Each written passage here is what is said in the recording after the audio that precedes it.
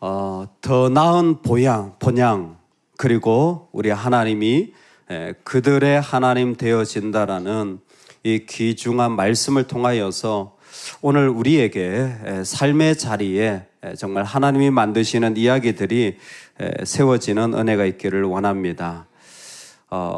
이렇게 나갔다가 들어오면 우리는 일산 표지판만 봐도 아유 집이구나라는 생각을 합니다. 지난번에 나눴지만 만약 저의 집이 미국에 있다면 아마 비행기만 타고 내려도 아이고 집이구나, 아마 바탐에 있다면 아이고 우리 집이구나 그럴 겁니다. 내 집이 있는 곳이 그런 마음이 들 거예요. 여러분, 그런데 오늘 말씀은 좀 여러분들이 일산 밖으로 나갔다가 들어오면서 좀 들어야 될 말씀일 것 같아요. 지리적인 집의 개념을 없앤 사람이 그리스도인이에요. 그 일산을 들어오면서 집이다 그러면 아직 믿음이 별로 없다. 놀렐루야. 그냥 본능적으로 사는 거예요. 근데 그게 맞아요. 들어오면 딱 그냥 우리 집이다. 벌써 현관문만 열어도 아유 집이다라는 느낌이 있는데 지리적으로 여기가 집이다고 느낀다면 히브리서가 말하는 믿음의 수준은 아직 어림도 없습니다. 그러니까 우리가 믿음의 여정을 보면 정말 믿음인가? 물어볼 필요가 있는 거죠. 어디나 반가운 사람, 그리고 내 장소가 있는 곳, 다 좋은 건데 히브리서는 그렇게 생각하지 않아요. 더 나은 본향이 있다라고 말하는 것입니다. 더 나은 본향이라고 말할 때는 두 가지 의미가 있어요. 기본적으로 나는 이방인이고 나는 잠시 있다가 떠나는 거주자다라는 것입니다. 이방인인 동시에 잠시 머무는 나그네라는 생각을 철저히 한 거예요. 그러니까 여기 어디에도 내 집이 없는 겁니다. 아유 무슨 그런 말을 합니까? 내 집이 있어야 살죠. 특별히 우리나라는 내 집이 있어야지. 이렇게 월세로 살면 그건 집이 아니잖아. 이런 개념이 강한 이 민족적 특성을 가지고 있잖아요. 땅에 대한 집착이 어느 나라보다도 강하기 때문에. 근데 오늘 성경이 말하는 더 나은 본향을 가지고 있는 사람들은 자신을 절대로 여기에 집을 가지고 있는 사람이라고 생각하지 않고 잠시 그렇게 살아가는 삶이라고 생각을 한다는 겁니다. 여기에는 더 구체적인 의미도 있어요. 내가 이방인이고요, 나그네면요, 여기에서 내가 행사할 수 있는 재산권이 하나도 없는 겁니다. 즉 여긴 내 집, 내 재산, 내 등기로 되어 있는 게 없는 거예요. 갈수록 이거 헷갈리네. 분명히 나한테로 되어 있는 통장도 있고 나한테로 되어 있는 카드도 있는데, 근데 이방인들은 뭐예요? 그거 내 것이라고 조금도 생각하지 않아요. 그게 나한테 되어 있다고 해서 그게 내 재산이라고 생각하지 않습니다. 두 번째는 그 사람들은 항상 이것은 금방 있다가 사라질 것이라는 일시적인 마음을 잃어버리지 않는 겁니다. 대표적인 사람이 야곱이에요. 여러분, 야곱이 그의 삶을 살아가면서 130년의 삶을 살았지만 험악한 세월을 살았습니다 라고 말합니다. 근데 야곱의 인생 중에 그는 메소포타미아의 130년 중에서 20년의 인생이 포함되어 있어요. 즉 아브라함이 떠나왔던 본토 친척 아비 집을 떠나라 그랬을 때 떠나왔던 20년이 포함되어 있습니다. 제가요 110년은 너무 힘들었고요 20년은요 아주 편안했습니다. 이럴 수 있잖아요. 내가 아는 사람들, 우리 조상의 땅이 있는 곳, 내 집이 있었던 자리, 편안한 자리였다, 이렇게 말할 수 있는 시간이 있었습니다. 우리도 아마 그럴지 몰라요. 제가 젊을 땐 고생 많이 했는데요, 노년에는 편안하게 놀면서 그냥 이렇게 시간 보내고 얼마나 좋은지 몰라요, 이렇게 말할 수도 있잖아요. 아니면 예전에 내가 어릴 때 부모 밑에서 자랄 때 그때가 진짜 편하고 좋았어, 이렇게 말할 수도 있잖아요. 야곱은 내 인생 130년 전부가 험한 인생이야. 왜? 자신은 철저히 이방인이고 나그네라는 생각을 분명히 했기 때문에. 그리고 실제로 야곱도 원하기만 하면 20년을 그 우르 지역에서 살 뿐만 아니라 아예 본토, 예전에 조부였던 아브라함 땅으로 가서 살 수도 있었습니다. 지리적으로 가서 거기서 누릴 수도 있었어요. 근데 아브라함은 그런 선택의 이유가 없어요. 왜 그럴까요? 왜 집이 있는데도 집이라 여기지 않고 그렇게 선택할 수 있는 더 좋은 땅, 더 좋은 곳, 뭐 아메리칸 드림, 코리안 드림, 더 좋은 곳 있는데 왜 그런 선택을 하지 않을까요? 왜 훨씬 더 나은 곳이 있는데 왜 그런 선택을 하지 않을까요? 왜요? 언약의 하나님이 이끌고 있기 때문이에요. 이 땅에 나그네인 사람들의 특징은 한 가지예요. 하나님과 언약 관계에 있어요. 즉 나는 약속을 받고 살아가는 거지 여기에 어떤 것도 내 집이나 내 땅이나 내 삶의 자리가 될 수 없는 거예요.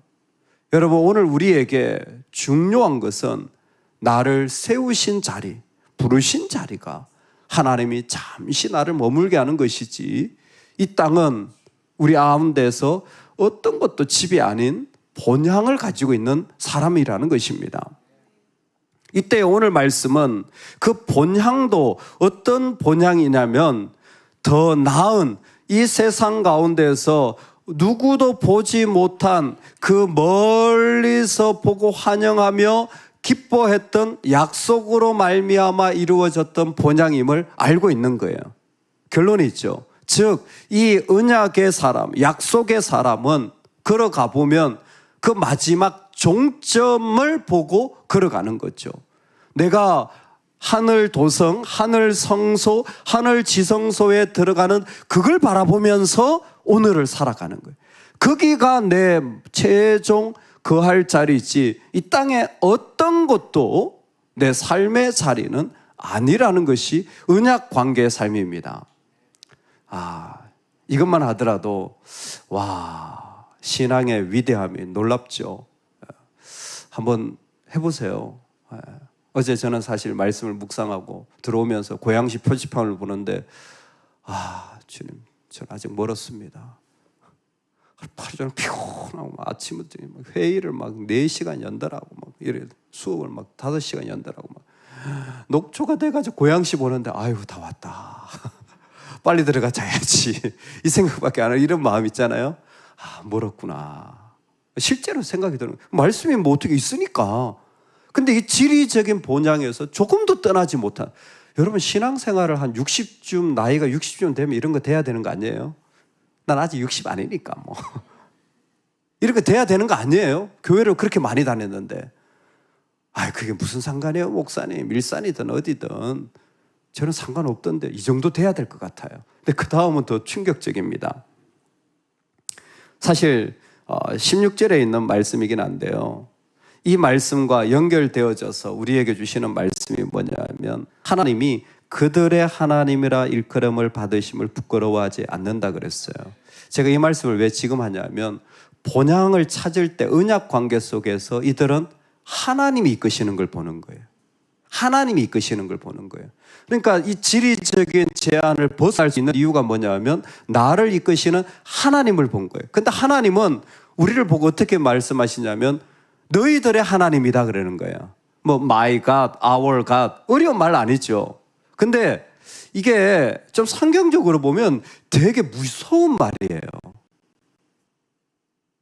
우리의 믿음, 우리 하나님 얼마나 간단한 겁니까? 내가 하나님을 가지고 있는 것과 같은 표현이 있잖아요. 우리 하나님. 그런데 그럴 수는 없잖아요. 우리가 어떻게 하나님을 가집니까? 여기에는 어떤 의미가 있냐면 내가 예수 그리스도를 믿고 회심을 했잖아요. 회심을 했잖아요. 그러면 앞에 있는 게 다 이루어진 거예요. 재산권이 바뀐 거예요. 지리적인 게 바뀐 거예요. 그 안에 그 시간적인 개념이 바뀌어진 거예요. 회심을 했으면. 주인이 바뀐 거예요. 주인이 바뀐 겁니다. 신약 성경에서는 이걸 되게 중요하게 여겨요. 주인이 바뀌어진 게 회심이에요. 주인이 안 바뀌어졌으면 메타노이아, 회개가 안 이루어진 겁니다. 저는 눈물로 회개했는데요. 그런데 주인이 안 바뀌어졌으면 아직 회심이 안 일어난 거예요. 이번에 이렇게 목사님 다 지역교회 목사 새로 오신 분들 중에도 고양시 저희 교회 옆에 뭐 큰 교회 담임 목사님 오셔가지고 재밌어요. 같이 나누면 공부하면. 근데 다들 이게 건강이 안 좋죠. 건강이 안 좋으면 제가 뭐라고 얘기할까요? 저는 수영에 회심을 한 사람이에요. 목사님 수영하세요. 수영 좋아요. 수영 좋아요. 제가 너무 힘들었을 때, 제가 건강으로 거의 교회 사표 내려고 했을 때, 그때 수영으로 제 체력을 회복하고 지금도 운동하면서 하니까 이 사역을 감당할 수 있지. 근데 제가 해보면요, 죽을 것 같아요. 수영이. 다른 어떤 운동과 달리 숨을 못 쉬는 운동이에요. 물속에 들어가면. 그렇잖아요.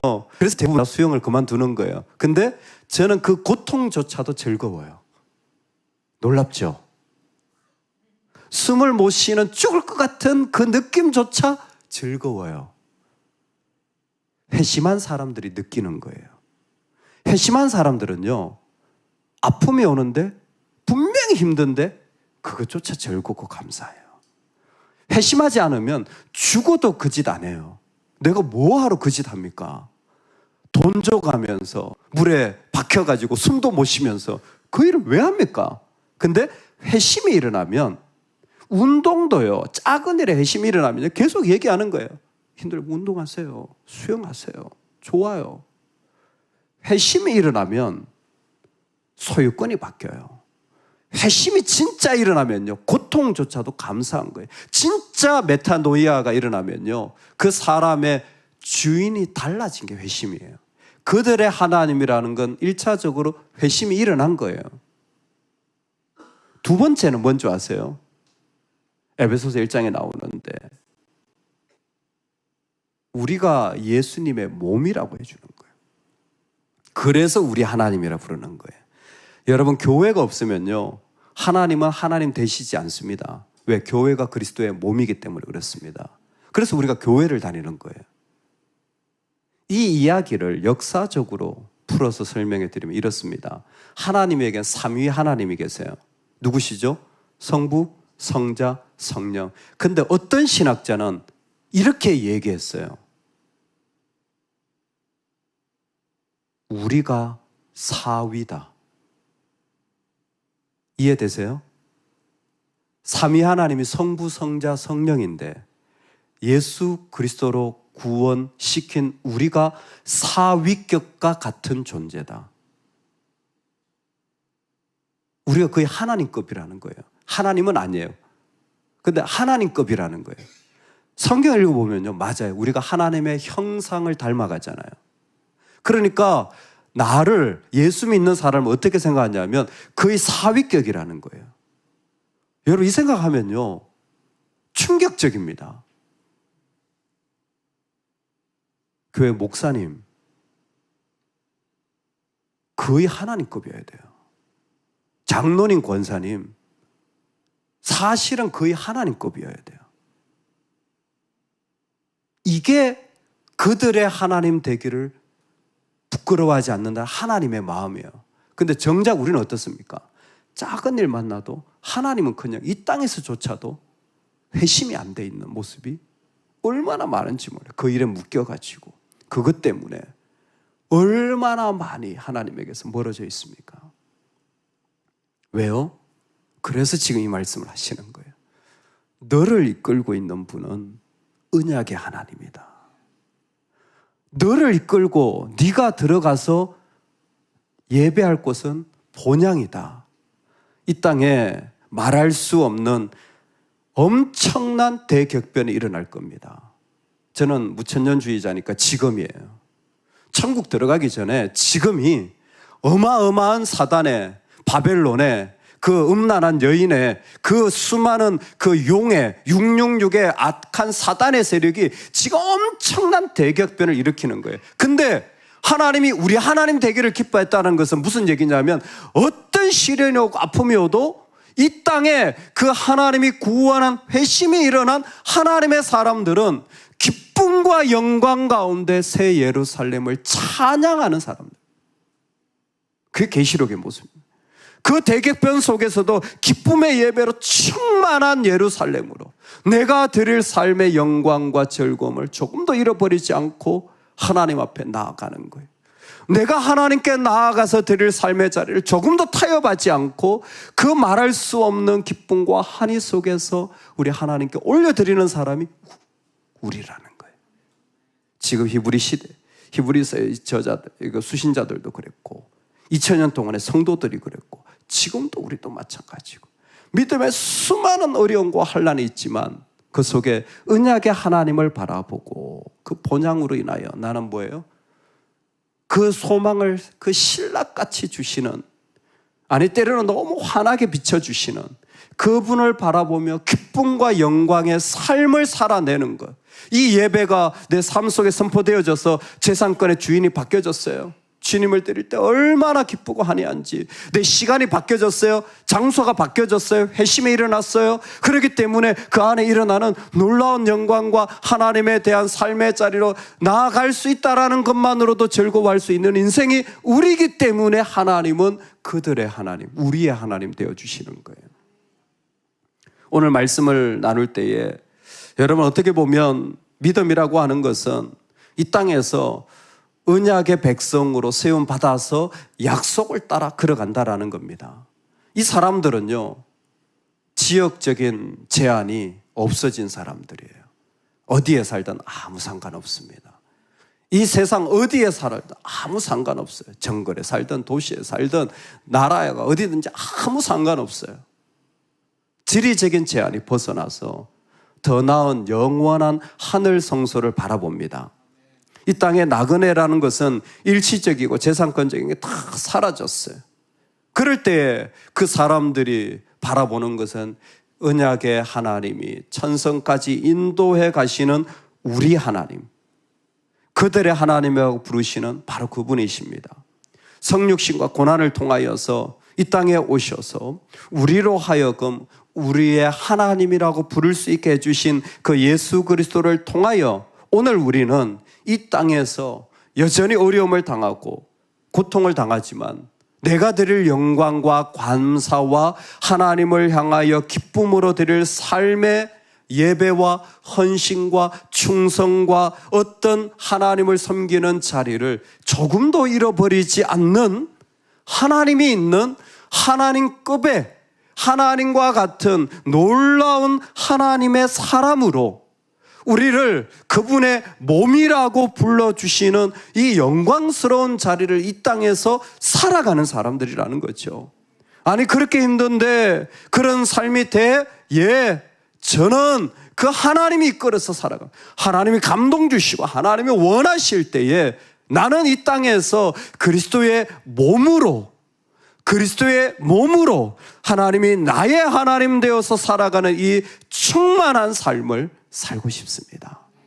우리 모두가 이 삶의 자리를 살아가는 본향을 가지고 있는 자 되기를 주의 이름으로 축원합니다. 아멘. 같이 한번 기도하겠습니다. 하나님, 이 땅에서 수없이 들어온 이 말이 이제는 내 안에 이루어지게 해주세요. 진짜 본향을 바라보게 해주세요. 본향을 살게 해주세요. 하나님, 제가 은혜도 많이 받고 축복도 많이 받고 무엇보다 믿음의 복을 받아서 하나님이 놀라운 자리에 세우셨는데 정말 나를 보고 주님이 보이느냐, 정말 나를 보고 하늘나라를 소망하며 돈을 쓰고 시간을 쓰고 삶을 쓰고 있느냐 묻는다면 주님, 나는 어떻게 대답할 수 있을까요? 지금 이 삶이 이루어지게 하여 주옵소서. 우리 두 손을 모으고 우리 자신을 우리 한번 놓고 이 말씀으로 인하여서 우리 기도하며 우리 영광과 찬양의 기도로 나아가겠습니다. 우리 다 같이 기도하겠습니다. 하나님 아버지,